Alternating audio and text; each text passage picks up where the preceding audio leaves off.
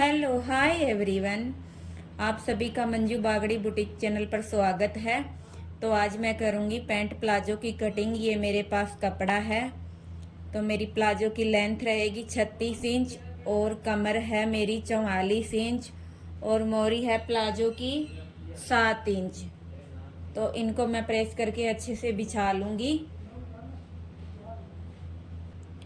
कपड़े को मैंने प्रेस करके अच्छे से बिछा लिया है। एक लाइन मैंने यहाँ सीधी दे दी और एक ये कन्नी की साइड कन्नी मैंने बाहर निकाल के यहाँ पे भी सीधी लाइन दे दी है। कन्नी मेरी साइड कर ली और बंद साइड मैंने उधर कर दी है। और अब मैं निशान लगाऊंगी। पैंट प्लाजो की लंबाई मेरी 36 इंच है, तो 36 इंच का मैं निशान लगा लूंगी। यहाँ से बेल्ट के लिए 1 इंच ऊपर की साइड छोड़ दूंगी और 36 इंच पे निशान लगा लूंगी। 36 मेरा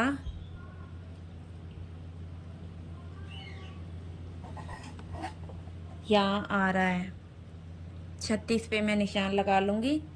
दोनों पूरे कपड़े पे 36 का निशान लगा लूंगी। निशान लगा के और इस लाइन को सीधी कर दूंगी ऐसे।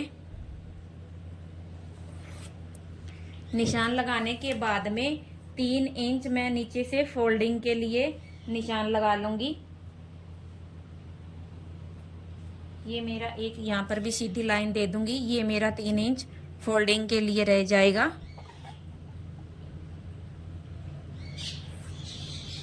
अब चलते हैं ऊपर की साइड। ऊपर की साइड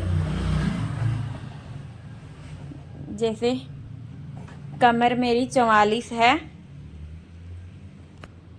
44 का चौथा हिस्सा करना है अपने को। 44 का चौथा हिस्सा आता है अपना 11। 44 का चौथा हिस्सा अपने ऐसे कटिंग करेंगे तो कोई भी मर्जी नाप हो वे उसी का ही अपने परफेक्ट फिटिंग आएगी जी। इस तरीके से आप कटिंग करोगे तो जैसे 44 का चौथा हिस्सा 11, उसमें 2 इंच और एक्स्ट्रा कर देंगे तो 13 आ जाएगा। 13 और 13 यहीं पे निशान लगा लेंगे नीचे जाके। और झोली का निशान लगाएंगे हम। जैसे हमारा 44 कमर थी तो चौथा हिस्सा करने के बाद में 11 आता है, तो 11 इंच झोली की लंबाई ले लेंगे। झोली की लंबाई लेने के बाद में यहाँ पर भी 13 का निशान दे दिया। इस लाइन को सीधा मिला लेंगे दोनों को।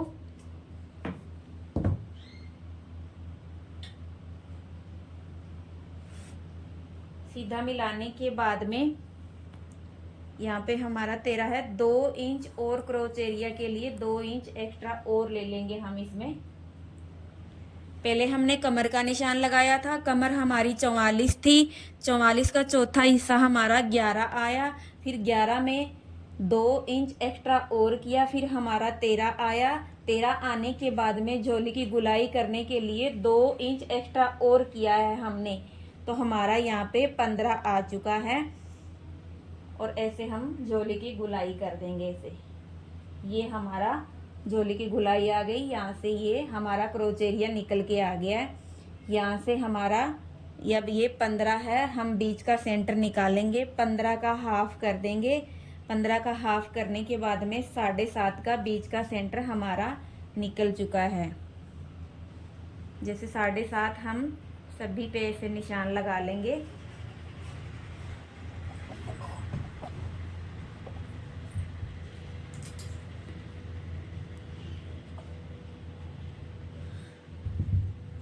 ये हमारा बीच का सेंटर है, इसको हम सीधा कर लेंगे।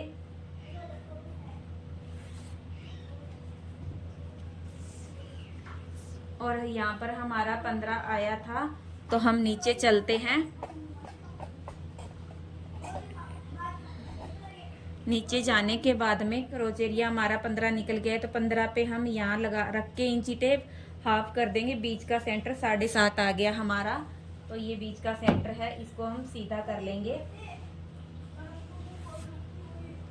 ये सीधा कर लिया है हमने।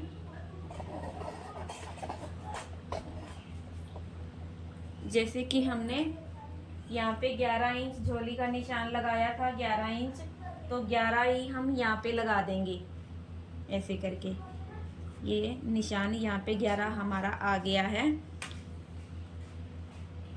और ये हम प्लेटों का निशान लगाएंगे। हम आगे की तरफ प्लेटें डालेंगे तो हम 5.5 में 5.5 जैसे अपने 6 इंच की भी रख सकते हो आप, 5 इंच की, 5.5 की, आपकी जो मर्जी हो उतनी रख सकते हो। मैं 5.5 पे निशान लगाऊंगी और दोनों साइड से मैं 0.25 इंच या 1 इंच दबा दूंगी। ये हमारी प्लेटों के निशान हो गए हैं।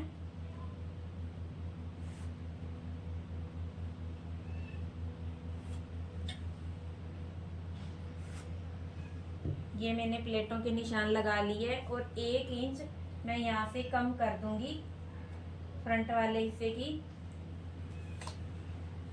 और इसको ऐसे मिला दूंगी। ये हमारे ऊपर के निशान कंप्लीट हो चुके हैं सारे। 1 इंच मैंने फ्रंट का डाउन किया है नीचे की तरफ और ये बीच का सेंटर निकाला है। अब चलते हैं नीचे मोरी की तरफ। अब मोरी का निशान लगाएंगे हम। बीच का जो सेंटर है मोरी हमारी है 7 इंच की, बीच का सेंटर है। बीच के सेंटर में हम 7 इंच का यहाँ पे रखेंगे, 3.5 पे रख के और 7 इंच की हमारी ये मोरी है तो ऐसे निशान दे देंगे हम। ये हमारी मोरी का निशान हो गया। अब इन निशानों को हम पट्टी की सहायता से मिला लेंगे। दिख रहा है ना अच्छे से। अब इस निशान को और इस निशान को हम पट्टी की सहायता से ऐसे मिला देंगे।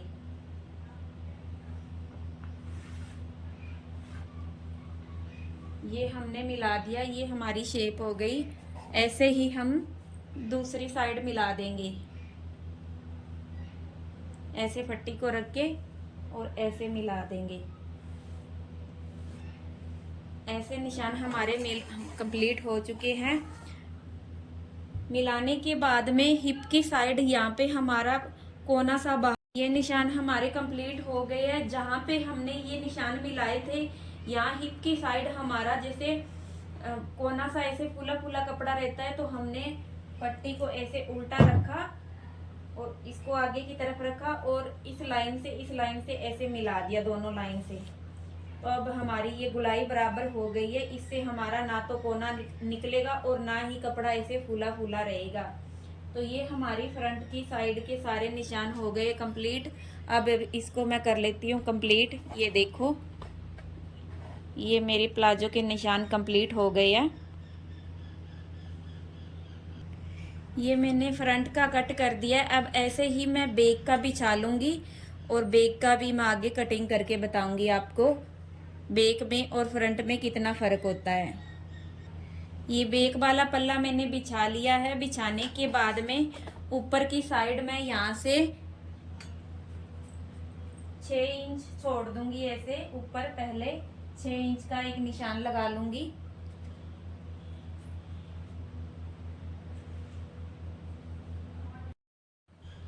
यहाँ से मैंने 6 इंच का गैप रखा है बैक साइड में और ये मैंने 2 इंच यहाँ से एक्स्ट्रा रखा है बैक वाला हिस्सा, 2 इंच यहाँ पे और यहाँ पे झोली पे आके 3 इंच का निशान दिया है मैंने। अगर हमारी कमर 16 या 18 होती या उससे कम होती तो हम 2 या 2 का लगा सकते थे निशान, 2.5 का लगा सकते थे। पर हमारी कमर है 44 कमर आ रही है तो मैंने 3 इंच का निशान लगाया है और ऐसे गोलाई दे दी है। इसको गोलाई देने के बाद में यहाँ से मैंने 6 इंच का निशान लगाया था। 6 इंच का निशान लगाने के बाद में यहाँ से मैं 3.25 इंच का निशान दूंगी और इन निशान को और इस निशान को ऐसे मिला दूंगी इस पट्टी की सहायता से। ऐसे इन दोनों निशानों को ऐसे मिला दूंगी। ये निशान मेरे ऊपर के कंप्लीट हो चुकी है। अब मैं नीचे की साइड चलती हूँ। नीचे मैंने यहाँ से 3 इंच का रखा था तो यहाँ से मैं 2 इंच रखूंगी, 2 इंच बढ़ाऊंगी और ऐसे तिरछा कर दूंगी यहाँ से और इनको सीधी कर दूंगी।